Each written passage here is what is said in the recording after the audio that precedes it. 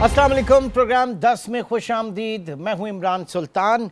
8 फरवरी 2024 पाकिस्तान में general elections और ये इंतखाबात अब सिर्फ 12 दिन की दूरी पर हैं और पॉलिटिकल टेम्परेचर जो है क्रॉस द पाकिस्तान हम देख रहे हैं कि बढ़ता जा रहा है। लेकिन बज़ाहिर ऐसा लगता है कि हमारे सियासतदानों ने माजी से कुछ नहीं सीखा या फिर वाकई आवाम जो है वो बहुत माजरत के साथ हम सब आवाम जो है बहुत बेवकूफ़ हैं।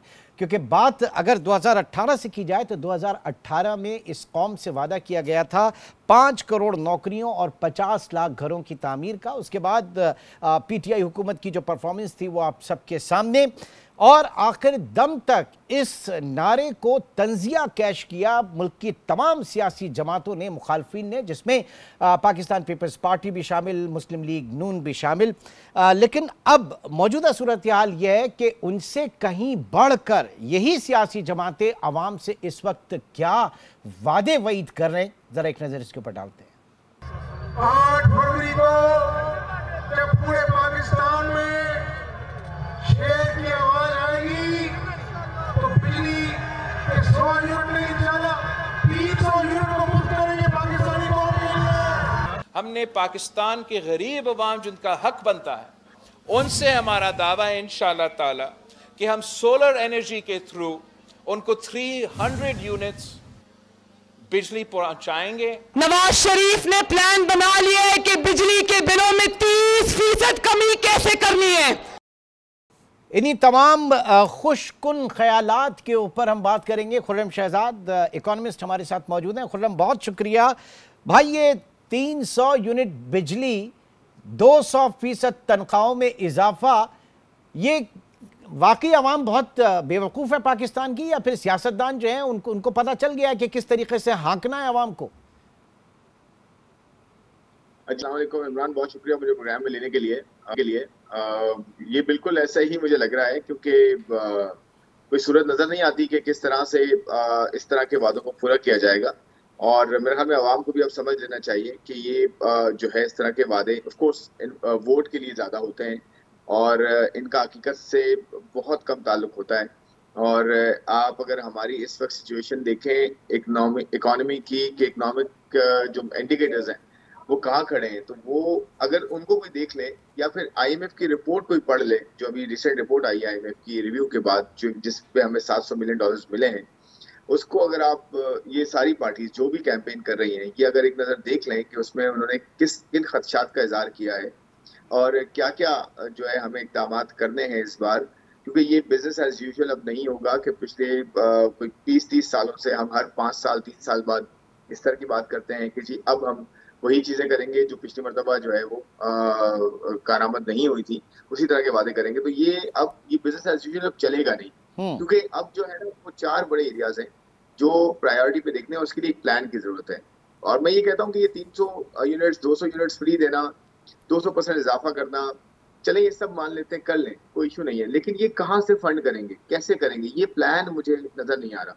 या फिर किस तरह से कर्जों को कम करेंगे, जो बैरूनी कर्जे हैं वो इमरान 70-80 अरब डॉलर आपको तकरीबन चाहिए अगले 2-3 सालों में बैरूनी कर्जों को पे करने के लिए, 70 अरब डॉलर कम से कम। और उसके साथ जो अंदरूनी कर्जा है जो बैंकों से लिया हुआ है, डिफरेंट इंस्टीट्यूशन से लिया हुआ है गवर्नमेंट ने, जो सबसे ज्यादा कर्जा गवर्नमेंट जो है उठा रही है मार्केट से, सारा पैसा मार्केट से उठा रही है और वो खर्च कर रही है, अपने अखराजात को कम नहीं कर रही, वो एक अलग बहुत बड़ा मसला है। फिर आपको पता है एनर्जी का बड़ा मसला है, एनर्जी महंगी भी है और सस्टेनेबल भी नहीं है और टाइम पे मिलती भी नहीं है, सप्लाईज का भी इशू है। फिर उसके साथ टैक्सेस का बर्डन बहुत है इकोनॉमी के ऊपर। और फिर उसके साथ साथ लास्ट जो बड़ा मसला है, मैं लास्ट तो नहीं कहूंगा, बट एक चौथा बड़ा मसला वो ये है कि गवर्नमेंट का अपना फुटप्रिंट बहुत है अभी भी, डिफरेंट इंस्टीट्यूशंस के थ्रू मार्केट के अंदर, इकोनॉमी के अंदर, उसे भी कम करना है। तो मुझे अगर कोई प्लान नजर आए ना, तो मुझे ये 200 यूनिट्स 300 यूनिट्स का कोई मसला नहीं है, दे भी दें आप, फ्री भी दे दें, कुछ भी कर लें, पीआईएसपी की अमाउंट बढ़ा सर, दें। बात यही है ना कि जहां से हमने ये विशेष सर्कल है 2018 में या उससे पहले शुरू किया था, आज डॉट उसी के ऊपर हम आके खड़े हो रहे हैं आवाम से झूठे वादों के हवाले से। बात यह कि ये इलेक्शन हो जाएंगे और इलेक्शन के साथ ही जो है फिर वो फिस्कल ईयर का बजट आएगा और बजट इंतहाई मुश्किल बजट होगा। तो ये जो सियासी जमातें हैं, और पहला बजट तो अमूमन ज़ाहिर के सख्त इसलिए भी ले लिया जाता है कि एक मैंडेट के साथ आती हैं, तो आवाम को किसी खुश फहमी में नहीं रहना चाहिए। कम अज़ कम मैं यहाँ से बैठ के एक ये बात कहना चाह रहा हूँ, और मैं चाह रहा हूँ कि अगर आप मुत्तफ़िक़ हैं तो आप भी इसके ऊपर बात करें। बिल्कुल मुत्तफिक हूँ कि किसी खुशफहमी में रहना नहीं चाहिए, और उसके उसके फैक्ट्स हैं सामने आपके। आप देखिए महंगाई की जो शरह है वो इस तरह से सोचा जा रहा था कि पिछले 2-3 महीनों में नीचे आई, लेकिन आप देखें गैस की प्राइसेस को बढ़ाना पड़ा। पहले बिजली की कीमतें बढ़ी, फिर गैस की कीमतों को बढ़ाना पड़ा, तो वो जो महंगाई की शरह को थोड़ा सा नीचे आना था। इवन तो इंटरनेशनल मार्केट में ऑयल की कीमत जो है वो काफी नीचे आ चुकी है, और पेट्रोल की कीमतें नीचे आती हुई नजर भी आई हैं आपको, 50, 60, 70 रुपए नीचे भी किया गया है। लेकिन उसका उसका जो सेकंड राउंड इम्पैक्ट होता है, यानी कि वो आहिस्ता आहिस्ता चीजों पे जो ट्रिकल डाउन होता है, डिफरेंट अशिया खुर्दनोश की होती है उन पे इम्पैक्ट आता है, या फिर पहनने ओढ़ने की चीजें होती है उन पे इम्पैक्ट आता है, वो बहुत स्लो आया है। वो मार्केट स्ट्रक्चर हमारे पास वैसा नहीं है जिसके ऊपर ये इंश्योर किया जाए कि अगर मार्केट पीछे प्राइसेस नीचे गिर रही हैं तो उसका इम्पैक्ट आवाम के ऊपर भी जो है वो दिया जाए, आवाम को भी उसका बेनिफिट दिया जाए। तो वो नजर नहीं आया। फिर गैस की प्राइसेस बढ़ गई डेफिनेटली, तो गैस की प्राइसेस को बढ़ाने की वजह से डिफरेंट जो है चीजों में फिर इजाफा हो, कीमतें बढ़ती है तो डेफिनेटली अक्रॉस द बोर्ड जो है वो महंगाई होती है। तो हुआ ये है कि इस वक्त महंगाई की जो है वो कमी उस तरह से नहीं आ रही। आज भी 29% पे महंगाई है, 2% पे ग्रोथ है। तो आप खुद अंदाजा लगाएं इमरान कि इतना बड़ा फर्क किस तरह से पूरा होगा। ये पूरा कर लिया जाए बड़ी बात है, उसके लिए प्लान की जरूरत है, बार बार कह रहा हूं मैं, स्ट्रैटेजी की जरूरत है, टीम की जरूरत है, एम्पावर्ड जो है वो एक पूरे जो है वो टीम की जरूरत है जो कि इस चीज को इम्प्लीमेंट करे, आईएमएफ के साथ डील करे। मैं आपको ये बताऊं, आईएमएफ के साथ डील करना भी इतना आसान नहीं होगा, क्योंकि आईएमएफ कहेगा कि जी कोई प्लान लेकर आए, ये नारे मुझे नहीं चाहिए। इनफैक्ट ये नारे लगाकर आईएमएफ को आप जो है एक तरह से उनके लिए अपने लिए प्रॉब्लम क्रिएट करें कि आईएमएफ क्योंकि बाद में ये चीजें पीछा करेंगी सर, बाद में ये चीजें पीछा करेंगी और यही आवाम होगी इनके सरों पर खड़ी होगी। मैं ये जानना चाह रहा था कि एक जो गवर्नमेंट स्ट्रक्चर जो आगे जाके बनने वाला है, जो भी, क्योंकि बज़ाहिर ऐसा लग रहा है कि 2/3 मेजॉरिटी तो पाकिस्तान में नहीं आती किसी के पास इस वक्त जो मौजूदा हालात हैं, और एक कोलिशन गवर्नमेंट जो है वही फॉर्म होगी। तो जो हमारे फॉरेन इन्वेस्टर्स हैं वो कोलिशन गवर्नमेंट को किस तरह से देखते हैं, क्योंकि उसमें उनका जो कंफर्ट लेवल है वो उस हुकूमत के साथ ज़्यादा होता है जो अक्सरियत के साथ आई होती है, पॉलिसीज़ का तसलसल होता है। कोलिशन गवर्नमेंट में तो हर किसी को बांटना पड़ती है ना सारी चीज़ें, तो वहाँ पर ज़रा उनका भी डिस्कम्फर्ट होता है। बिल्कुल सही बात है ये, क्योंकि मेजॉरिटी जो होती है उसके पास फायदा ये होता है कि डिसीजंस रुकते नहीं है। कोई कानून बनाना हो, कोई कानून चेंज करना हो, कोई कानून जो है वो आगे लेकर आना हो, तो वो सिंपल मेजॉरिटी हो या सुपर मेजॉरिटी हो, 2/3 के साथ कोई आए, कोई भी पार्टी आए 2/3 के साथ आए, तो उसकी अकाउंटेबिलिटी, उसकी परफॉर्मेंस और उसकी डिलीवरी, उसमें बहुत फर्क हो सकता है बनिस्बत एक कोलिशन गवर्नमेंट का। डेफिनेटली आप बिल्कुल सही कह रहे हैं कि जो इन्वेस्टर्स होते हैं वो ये देखते हैं कि कितनी इंपावर्ड है गवर्नमेंट। और दूसरी बात ही, अगर मैं ये कहूंगा कि कोलिशन में भी अगर आपके पास एक लीडिंग पार्टी है और उसके साथ कुछ कोलिशन में आ जाते हैं तो उसमें कोई इतनी बुराई नहीं है जितने आजकल हम कह रहे हैं कि जी कोलिशन बहुत वीक हो जाएगी और उससे बड़ा मसला होगा। लेकिन हाँ, आइडियली ये होना चाहिए कि एक मेजॉरिटी गवर्नमेंट हो। और देखिए मैं फिर वही कह रहा हूँ, 3-4 चीजें बड़ी इंपॉर्टेंट है। मेजॉरिटी गवर्नमेंट आती है वो बहुत अच्छा होगा, उसके साथ उसका एक प्लान होता है सॉलिड, और ये कॉग्निजेंट होती है, वो रियलाइज करती है कि जी कितना ज्यादा इस वक्त प्रॉब्लम है, कर्जे कैसे हैंडल करने हैं, टैक्सों को कम भी करना है, ग्रोथ को भी लाना है, इन्वेस्टमेंट को भी प्रमोट करना है, इकोसिस्टम बेहतर करना है, एक आम आदमी को पढ़ाना भी है, एक बच्चों को पढ़ाना भी है। सोशल इंडिकेटर्स देखें आप कहाँ जा रहे हैं। मैं तो 2 चीजें कह रहा हूँ, एक ये कि वो 4 पॉइंट्स मैंने किए जो अपफ्रंट है, कर्जों को हल करना, एनर्जी को ठीक करना, टैक्सेस को कम करना, और एसओईज जो है, जो स्टेट ओन एंटिटीज है, इनसे जान छुड़ाना या इनको ठीक करना या इनको जो है प्राइवेटाइज करना। तो ये 4 एरिया तो अपफ्रंट है ना।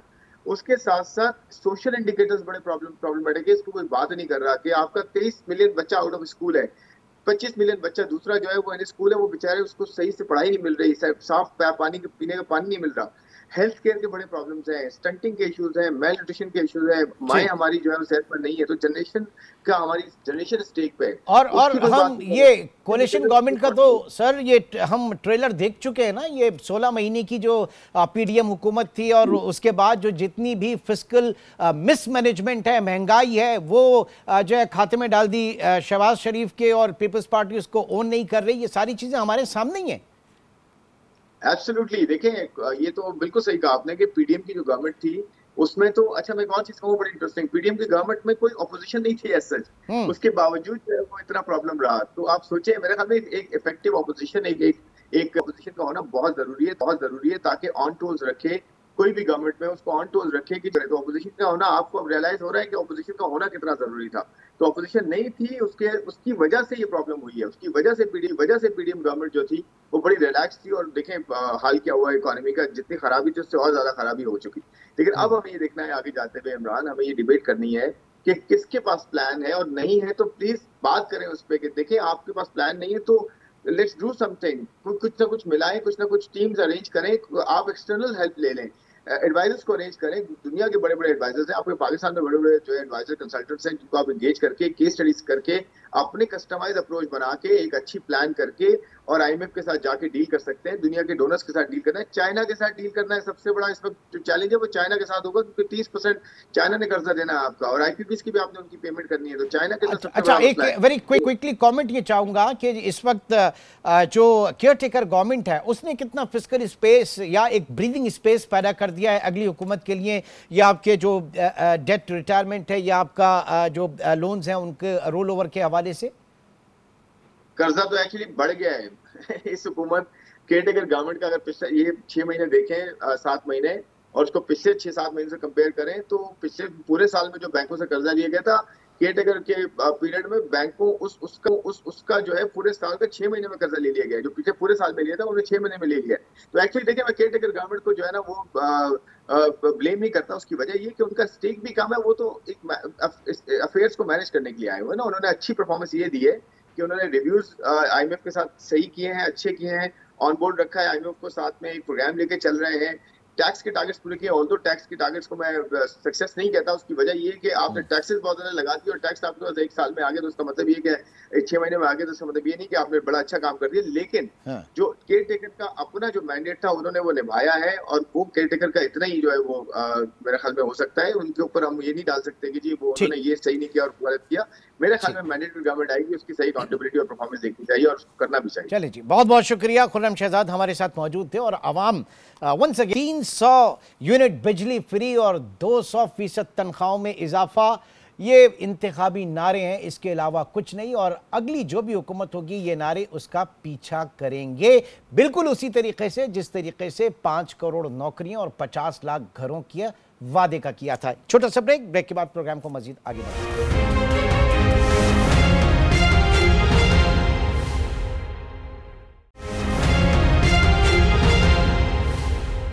Welcome back. इलेक्शन 2024 8 फरवरी की तारीख, और अब हम देख रहे हैं कि पॉलिटिकल टेम्परेचर जो है वो बढ़ता जा रहा है। साथ ही साथ बड़ा फोकस है इस वक्त बड़ी जमातों का पंजाब के ऊपर, और पंजाब में सियासी मोर्चे और सफबंदियां जो है वो शुरू हो चुकी हैं इस वक्त। मुस्लिम लीग नून और साथ साथ पीपल्स पार्टी, क्योंकि बहुत ज़्यादा पीपल्स पार्टी का भी फोकस पंजाब के ऊपर है, और फिर IPP इस्तेहकाम पाकिस्तान पार्टी जो है वो भी मैदान में है, और फिर जो खामोश वोटर की बात की जा रही है वो भी इस वक्त मैदान में है। सूरत हाल क्या है पंजाब की, ये हम जानेंगे। ब्यूरो चीफ लाहौर सलीम शेख इस वक्त हमारे साथ मौजूद हैं। जी सलीम शेख, क्या इस वक्त एक्टिविटी जारी है, और बड़ी पूरी पीपल्स पार्टी जो है वो बहुत ज़्यादा फोकस कर रही है इस वक्त पंजाब में, क्या क्या ताने बाने बुन रहे हैं इस वक्त? जी इमरान, देखिए जो पीपल्स पार्टी के हवाले से आपने कहा है कि वो पंजाब में फोकस कर रही है, वो पंजाब में तो प्रॉपर फोकस नहीं कर रही, लेकिन जो लाहौर है उसके लिए जो है वो बिलावल भुट्टो जरदारी ने बहुत ज़्यादा फोकस किया हुआ है, और जो आसफा भुट्टो हैं वो भी लाहौर में रही हैं, क्योंकि बिलावल भुट्टो जरदारी 127 कौमी असम्बली के हल्के से जो है वो इलेक्शन लड़ रहे हैं, और उनके मद्दे मुकाबल जो है वो अता तड़ रहे हैं। और उसी हल्के में लाहौर में, यानी पूरे के पूरे लाहौर में जो है वो सिर्फ, अगर ये कहा जाए तो कोई गलत नहीं होगा कि पीपल्स पार्टी लाहौर में सिर्फ एक हल्के से इलेक्शन लड़ रही है, और सारे का सारा जोर जो है वो 127 पे लगाया है कि किसी तरह जो है वो बिलावल भुट्टो जरदारी इलेक्शन जो है वो यहाँ से कामयाब हो जाए। लेकिन इसका फैसला तो 8 फरवरी को ही होगा कि 8 फरवरी को कौन इलेक्शन में जो है वो कामयाब होता है। लेकिन अगर ओवरऑल पंजाब की सूरत हाल पर बात करें तो पंजाब में जो है वो पीपल्स पार्टी वो इतना ज़्यादा मार्जिन नहीं ले सकेगी, लेकिन जो सबसे ज़्यादा सीटें मिलने के इम्कानात हैं वो मुस्लिम लीग नून के ही हैं, क्योंकि पंजाब में या पाकिस्तान में जो पंजाब की हद तक हम बात करते हैं कि ज़्यादा जो वोट है वो मुस्लिम लीग नून का है या फिर एंटी मुस्लिम लीग नून वोट है। लेकिन एंटी मुस्लिम लीग नून वोट जो था माजी में 2018 में वो PTI को बतौर जमात मिल गया था, लेकिन क्योंकि अब जो है वो 2024 के इंतखाबात में PTI बतौर जमात जो है वो इलेक्शन में हिस्सा नहीं ले रही और उनके पास बैट भी नहीं है। अगर उनकी पार्टी के उम्मीदवार अगर इलेक्शन में हिस्सा ले भी रहे हैं तो उनके पास मुख्तलिफ निशानात हैं, जिसकी वजह से जो वोटर है उसको मुश्किलात का सामना करना पड़ रहा है कि कौन सा जो PTI का उम्मीदवार है जो उनकी जमात से इंतखाबात में हिस्सा ले रहा है, क्योंकि जितने भी उम्मीदवारों ने कागजात नामजदगी जमा करवाए थे किसी नहीं लिए और तमाम के तमाम का अब ये दावा है कि वो PTI के उम्मीदवार हैं, जबकि PTI की तरफ से ये कहना है कि उन्होंने अपने जो टिकट होल्डर हैं उनके निशानात जो भी मिला है उस हल्के में वो सोशल मीडिया पर जो है वो भेज दिए। लेकिन ये एक कन्फ्यूजन है PTI के वोटर के लिए। जाहिर है कि ये सूरत यकीनन इस वक्त ये सूरत हाल है। ये बताइए, आपने कहा कि इस एक हल्के 127 की आप बात करें, लेकिन जिस तरीके से जो है बिला तात्तुल और तवातर के साथ पार्टी हाई कमान के ऊपर बिलावल भुट्टो जो है वो अटैक कर रहे हैं, और बहुत बल्कि मियां नवाज शरीफ साहब को तो उन्होंने मुबाहिसे की भी एक दावत दे दी। तो आप ये समझ रहे हैं कि सिर्फ एक हल्के की हद तक है, या फिर जो मोहतरमा के दौर में एक चार्टर ऑफ डेमोक्रेसी साइन हुआ था इन दोनों पार्टियों के दरमियान, और उसका फायदा जो मतलब अगर रीत रही है तो पीपल्स पार्टी को नून लीग मुखालिफ वोट ही पंजाब में मिला है, ये उसको रिकवर करने की कोशिश की जा रही है? जी बिल्कुल, जो पीपल्स पार्टी है वो नून लीग मुखालिफ वोट जो है वो हासिल करने की कोशिश कर रही है, लेकिन क्योंकि मैं ये समझता हूँ कि पीपल्स पार्टी ने जो अपनी यहाँ पर वर्किंग की है वो थोड़ा लेट वर्किंग की है, क्योंकि जो मुस्लिम लीग नून मुखालिफ वोट था वो माजी में जो है वो PTI कैप्चर कर चुकी थी, लेकिन अब जो PTI का वोट जो है वो भी बिखर गया है, यानी नून लीग का मुखालिफ वोट जो था वो बिखर गया है। तो लिहाजा अब जो नून लीग मुखालिफ वोट था वो तकसीम हो चुका है, क्योंकि कुछ PTI का वोटर लेके जाएगा, कुछ शहजाद लेकर जाएगा, क्योंकि IPP के लोग जो हैं वो भी इसमें जो है वो बड़े कंट्रीब्यूटर हैं, उन्होंने भी इंतखाबात में हिस्सा लिया और वो भी जो है वो वोट लेंगे। लेकिन क्योंकि IPP जो बनी है वो PTI के उससे बनी है, PTI ख़त्म होने के बाद, और ज़्यादातर जो उनके पास बड़े नाम हैं वो PTI के हैं। लिहाजा अब देखना यह है कि जो IPP के लोग हैं जो अपने अपने हलकों में खसूसन लाहौर से बाहर उनका बड़ा नाम है, उनको इलेक्टेबल्स कहा जाता है, और कई हलकों में ऐसा भी हुआ है कि IPP और मुस्लिम लीग नून ने जो है वो सीट एडजस्टमेंट की है। तो अब जो बज़ाहिर सूरत हाल नज़र आ रही है कि अगर मुस्लिम लीग नून जो है वो सबसे बड़ी जमात के तौर पर जो है उसके उभरने के इम्कानात हैं पंजाब की हद तक, लेकिन उसके बाद अगर कोई पार्टी होगी तो वो हो सकता है कि वो आज़ाद उम्मीदवारों की जो है वो बड़ी तादाद हो कि वो ज़्यादा जीतेंगे, और फिर देखना यह है कि आज़ाद उम्मीदवार जीतने के बाद जो है वो किस तरफ का रुख करते हैं कि यानी असल जो गेम है में जाते हैं। सलीम शेख, जो असल गेम है फिर वो इलेक्शन के बाद होगा, जो नंबर गेम, पावर पॉलिटिक्स और इलेक्टेबल्स की सियासत, ये सारी इलेक्शन के बाद जो है बहुत ज्यादा जोर पकड़ेगी। जी बिल्कुल, जो यही बज़ाहिर नज़र आ रहा है कि 8 फरवरी के बाद जो है वो हुकूमत साजी के हवाले से जो है वो बड़ी गेम जो है वो बनेगी, लेकिन अभी तक जो हम लाहौर में और पंजाब में सूरत हाल देख रहे हैं कि वो ये है कि बज़ाहिर जो है वो नून लीग का पलड़ा जो है वो ओवरऑल पंजाब की हद तक भारी नज़र आ रहा है, क्योंकि नून लीग ने 2018 में भी जो है PTI से ज़्यादा सीटें जीती थी, लेकिन वो हुकूमत नहीं बना सकी थी। उसकी जो वजूहात हैं वो सबको मालूम है, लेकिन अब जो इंतखाबात होने जा रहे हैं उसमें भी जो है वो मुस्लिम लीग नून जो है वो एक बड़ी जमात के तौर पर ही मौजूद है। उनके मुकाबले में जो है वो पीपल्स पार्टी आई ज़रूर है, लेकिन उस तरह की मैं समझता हूँ कि उनके पास जो है वो उम्मीदवार नहीं है और इस तरह की कोई ताकत नहीं है कि वो दूसरे नंबर की जमात के तौर पर जो है वो पंजाब में जो है वो सामने आ सके। सलीम शेख, ब्यूरो चीफ लाहौर, अपना तज्जिया पेश कर रहे थे पंजाब की सूरत हाल पर, लेकिन ये याद रहे कि पाकिस्तान की सियासत जो है वो सरप्राइजेस से भरपूर है और किसी भी वक्त कोई भी सियासी बाजी पलट सकती है या पलटा सकता है। जरा रुख करेंगे इस वक्त पीपल्स पार्टी कैंप का, और हमारे साथ मौजूद हैं जुल्फ़िकार अली बदर साहब जो कि तर्जुमान है बिलावल भुट्टो ज़रदारी के।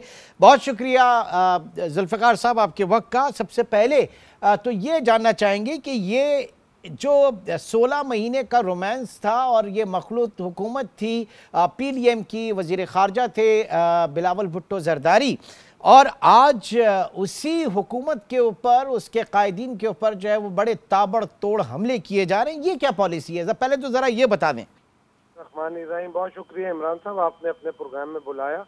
असल बात यह है कि वो जो 16 महीने की हुकूमत थी वो एक प्रोफेशनल वर्किंग रिलेशनशिप था, जिसमें यह बताया गया कि Pakistan Peoples Party is a flexible party जो कंसेंसस के ऊपर बिल्ड किए हुए तमाम पॉलिटिकल फोर्सेस स्टेक होल्डर्स के साथ बैठ के बातचीत कर सकती है और पाकिस्तान की खातिर मामलात को आगे लेके चल सकती है।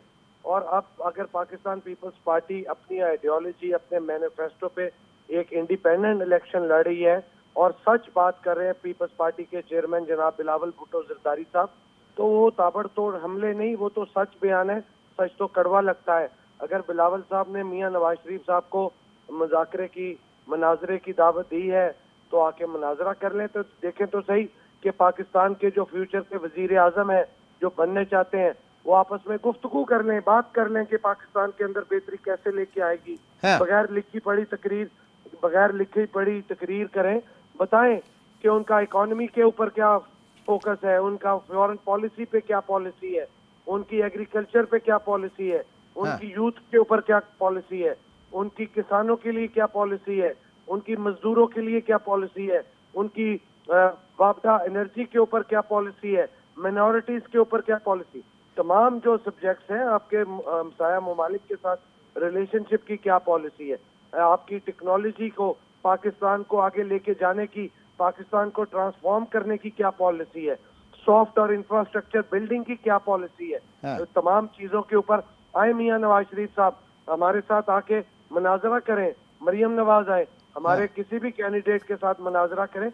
तो फिर अगर यही बात है तो फिर सर फिर लाहौर में ये बैनर्स क्यों लग रहे हैं कि कराची नहीं चाहिए, लाहौर को लाहौर रहने दो? अगर ऐसी मिसाली कारकर्दगी पीपल्स पार्टी की सिंध के अंदर है जिसका रेप्लिका वो पंजाब में चाह रही है, फिर दूसरा आप इकॉनमी की बात कर रहे हैं, तो इकॉनमी जरा मुझे आप मुझे भी ये बता दें कि वो कौन सी ऐसी गीदड़ सिंगी है जिससे 300 यूनिट बिजली के फ्री हो जाएंगे, जिससे 200% में इजाफा हो जाएगा। ये आप वही वाले वादे नहीं कर रहे, वो 5 करोड़ आपके 5 करोड़ नौकरियां और 50 लाख घरों वाले?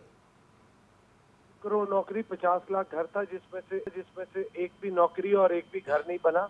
पीपल्स पार्टी ने अपने पिछले दौर में 120% तनख्वाहों में इजाफा किया था।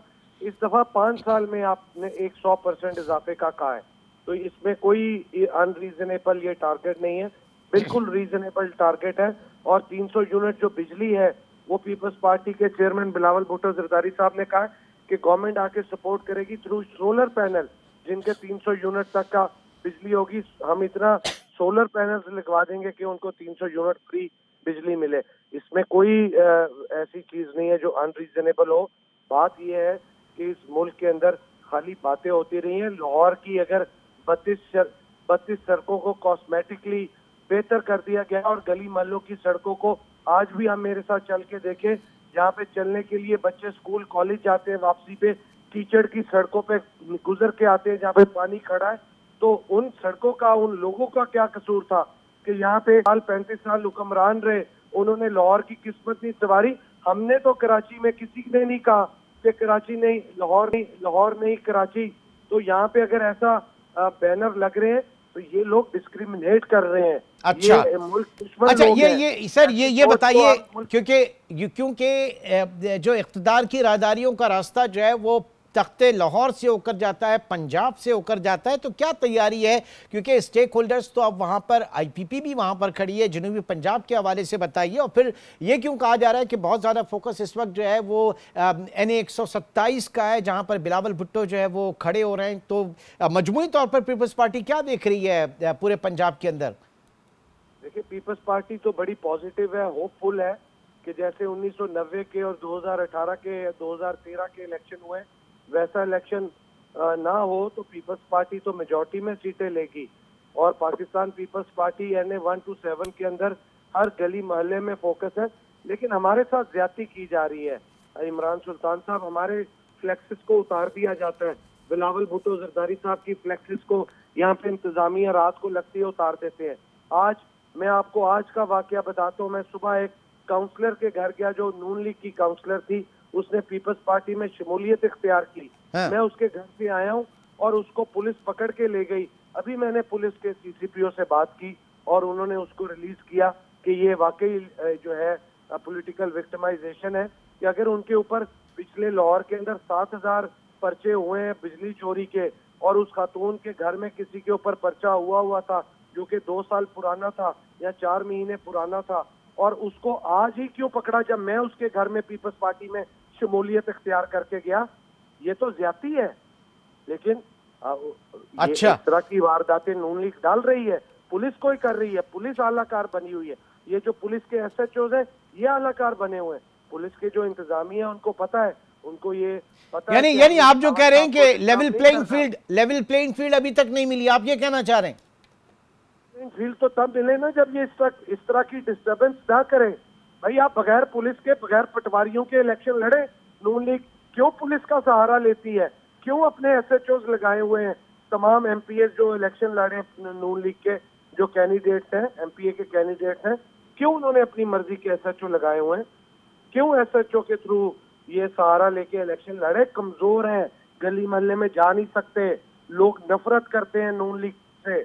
चले, ये तो आप एक पार्टी को रिप्रेजेंट कर रहे हैं। बेहतर तो ये था कि नून लीग, हमने बड़ी कोशिश की कि नून लीग का पॉइंट ऑफ व्यू जाने, लेकिन हमने फिर अपने जो कॉरेस्पॉन्डेंट हैं और ब्यूरो चीफ है उनसे भी उस हवाले से बात की। एनीवे, बहुत बहुत शुक्रिया जुल्फ़िकार अली बदर साहब, जो कि तर्जुमान बिलावल भुट्टो के, और उनका ये कहना है कि पाकिस्तान पीपल्स पार्टी को इस वक्त लेवल प्लेइंग फील्ड नहीं मिल रही है, जो शिकायत कर रहे हैं। एक ब्रेक की कॉल, ब्रेक के बाद एक और अहम मामला आपके साथ डिस्कस करेंगे।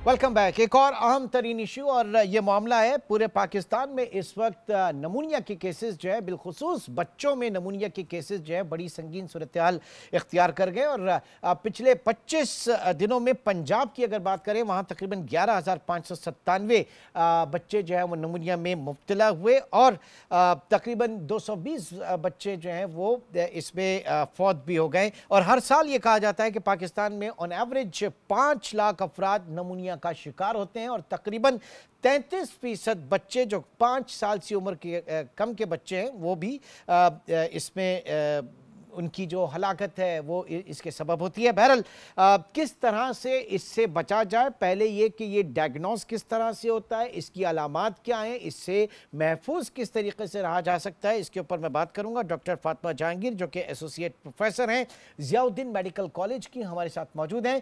बहुत शुक्रिया डॉक्टर फातिमा आपके वक्त का। सबसे पहले तो ये बताइएगा कि पाकिस्तान भर में नमूनिया के केसेस बढ़ने की क्या वजूहात हैं, और ये किस हद तक खतरनाक है, जानलेवा है? पाकिस्तान में नमूनिया बहुत ज़्यादा प्रेवलेंट है, और इससे काफ़ी अमवात भी वाक़ई होती हैं, ख़ास तौर पे इन्फेंट्स में। इन्फेंट मोर्टालिटी पाकिस्तान में बहुत ज़्यादा है, और बच्चों में अमवात वाक़ई होने की मेजर रीज़न्स ये होती हैं कि वैक्सीनेशंस नहीं लगना। टाइमली वैक्सीनेशन लगने से नमूनिया के ख़दशात कम होते हैं, और दूसरा ये कि मैल न्यूट्रिशन की वजह से भी ज़्यादा इन्फेक्शंस होने के अलामात ज़्यादा हो जाते हैं। अच्छा, ये भी बताइए कि बच्चों में इसकी अलामात क्या हैं, और क्या ज़रूरी इक़दाम किए जा सकते हैं? बच्चों में नमूनिया पाकिस्तान में बहुत फैल रहा है, और second leading cause of infant mortality नमूनिया होता है, सीने का इन्फेक्शन। जो फर्स्ट लीडिंग कॉज है वो डायरिया है, और उसके बाद नमूनिया से बच्चों की डेथ्स वाक़ई होती हैं। तो बच्चों में इसके सिम्टम्स को रिकग्नाइज़ करना बहुत इम्पॉर्टेंट है, जैसे पसली का तेज़ चलना, तेज़ खांसी होना, खांसी के बाद उल्टी भी आ सकती है, और बच्चा खाना पीना बिल्कुल दूध नहीं पिएगा, और ज़्यादा क्रैंकी हो जाएगा, लेथार्जिक और टॉक्सिक लुकिंग होगा, और सांस लेने में डिफ़िकल्टी हो सकती है। बच्चा प्लेफुल नहीं होगा, जैसे बच्चे दौड़ते भागते हैं तो नमूनिया के दौरान वो बिल्कुल निढाली होगी, और बुखार भी हो सकता है, बुखार नहीं भी हो सकता। दूसरा, सांस की रफ्तार बहुत इंपॉर्टेंट क्लू है जो कि सजेस्ट करती है कि नमूनिया है। 5 साल से छोटे बच्चों में अगर हम सिर्फ सीने का ही मुआयना कर लें तो हम बता सकते हैं कि ये नमूनिया है कि नहीं। अगर सीने तेज़ रफ्तार से सांस ले रहा हो, और बहुत ज़्यादा खांसी हो, और दूर से देखने से ही बच्चे में से कि सीने से आवाज़ें आ रही हों, और तो ये अलामात नमूनिया के हो सकते हैं। और ये बहुत ज़रूरी है कि अर्ली रिकग्नाइज़ कर लें, क्योंकि अगर ये हम नमूनिया वाले बच्चे को सही ट्रीट ना करें, जिसके एंटीबायोटिक टाइमली नहीं दें और फुल ड्यूरेशन के लिए नहीं दें तो ये ज़्यादा ख़तरनाक मालूम हो सकता है और मौत भी वाक़ई हो सकती है। अब इसके लिए इसकी प्रिवेंशन क्या करें कि बच्चों में निमोनिया नहीं हो। सबसे इम्पॉर्टेंट है हिफाजती टीके, जो बर वक्त हिफाजती टीके जो चाइल्डहुड वैक्सीनेशन का according to your EPI schedule वो फॉलो करना ज़रूरी है। अपने करीबी वैक्सीनेटर सेंटर से अपने टाइमली वैक्सीनेशन जिसमें निमोनिया के shots right from birth from 6 weeks 10 weeks और 14 वीक्स पे निमोनिया की वैक्सीन लगती है, जिससे निमोनिया होने के खदशा बहुत कम हो सकता है। दूसरा ये कि क्राउडेड प्लेसेस में भी बच्चों को कम से कम लेके जाना चाहिए ताकि वो कैच ना कर सकें निमोनिया, और उनकी न्यूट्रिशन अच्छी रखनी चाहिए। वही बच्चे ज़्यादा बीमार होते हैं जो मैल नरिश्ड होते हैं। तो अगर उनकी ग़िज़ा अच्छी हो जिसमें प्रोटीन इंटेक, ज़्यादातर बच्चे आयरन डेफिशिएंसी होती है उनको, तो वो बच्चे आयरन डेफिशिएंट हैं, वो निमोनिया उनको ज़्यादा हो सकता है। तो हमें ज़रूरी है कि हम बच्चे की ग़िज़ा की ख़्याल रखें, और जैसे आप माँ को लगे कि ये बच्चे की तबीयत ज़्यादा ख़राब हो रही है, खांसी बढ़ रही है और सीने से आवाज़ें आ रही हैं, तेज़ रफ्तारी से सांस ले रहे हैं, तो डॉक्टर से रुजू करना बहुत ज़रूरी है। अच्छा, बच्चों का तो आपने बता दिया। ये बताइए कि बड़ी उम्र के जो लोग हैं, जो ज़ाहिर के ज़ईफ़ुल उम्र हैं, वो नमूनिया से किस हद तक महफूज रह सकते हैं, किस तरह से महफूज रह सकते हैं? और ज़ाहिर कि ये इलेक्शन के अब माहौल है, पूरे पाकिस्तान में लोग जो है वो वोट डालने जाएंगे, तो ऐसे में एहतियात क्या करनी चाहिए? बड़ों में, एडल्ट्स में नमूनिया इस तरह हो सकता है कि सर्दियों में ज़्यादा कॉमन होता है, और उसमें भी यही होगी कि खांसी, बलगम वाली खांसी होती है। वो लोग जिनको दमा की शिकायत होती है, तो हो सकता है कि सर्दियों में आज़मा की एग्जैसरबेशन हो, यानी बुरा दमा हो जाए और उसके साथ नमूनिया भी हो जाए। और जो लोग COPD जिनको होता है, लॉन्ग टर्म सिगरेट स्मोकिंग से सीने में जो प्रॉब्लम आ जाती है COPD, उनको भी अक्सर नमूनिया हो सकता है। तो उस बड़ों में, एडल्ट्स में जो अलामात होते हैं उसमें बलगम वाली खांसी और बुखार भी हो सकता है, और इसके अलावा सांस लेने में डिफ़िकल्टी। और जब ज़्यादा सिवियर नमूनिया होता है तो चलने में, सीढ़ियाँ चढ़ने में, और इवन अगर बहुत ज़्यादा सिवियर हो जाए तो इवन बाथरूम तक जाने में, कपड़े चेंज करने में भी शॉर्ट ऑफ ब्रेथ हो जाते हैं। तो ये science of pneumonia in adults होते हैं। और इसकी प्रिवेंशन ये है कि 65 इयर्स के बाद सबको अब निमोनिया की शॉट लगाना ज़रूरी है, निमोनिया की वैक्सीन। और फ्लू शॉट तो एवरी ईयर लगना चाहिए। निमोनिया की वैक्सीन 65 इयर्स के बाद एक दफ़ा ज़िंदगी भर के लिए लाइफ लॉन्ग लास्ट करती है। और 65 इयर्स से पहले जो कि COPD का शिकार हों, जो कि डायबिटिक हों, उनको भी 65 इयर्स से पहले भी शॉट लगना चाहिए निमोनिया का। इलेक्शन के दौरान आने वाले वक्तों में हो सकता है कि ये बीमारी बढ़ जाए, क्योंकि ओवर क्राउडिंग, खचाखच रश होता है। तो इसकी प्रिवेंशन ये है कि मास्क पहन के ऐसी जगहों पे, पब्लिक प्लेसेस पे जाया जाए ताकि एक दूसरे से निमोनिया के जरासीम कॉन्ट्रैक्ट ना कर सकें। बहुत बहुत शुक्रिया doctor Fatima Jahangir, associate professor, Ziauddin medical college हमारे साथ मौजूद थी। और नमूनिया के हवाले से बच्चों में और बड़ों में जो इस वक्त क्रॉस द पाकिस्तान ये जो है मर्ज सामने आया है, और हमेशा इसी तरीके से होता है इन मौसमों में, तो एहतियात लाजिम है। अपनी भी हिफाजत करें और अपने इर्द गिर्द के लोगों की भी हिफाजत करें। आज के प्रोग्राम से इतना ही। इंशाल्लाह आपसे कल मुलाकात होगी। अपना बहुत ख्याल रखिएगा। अल्लाह हाफिज़।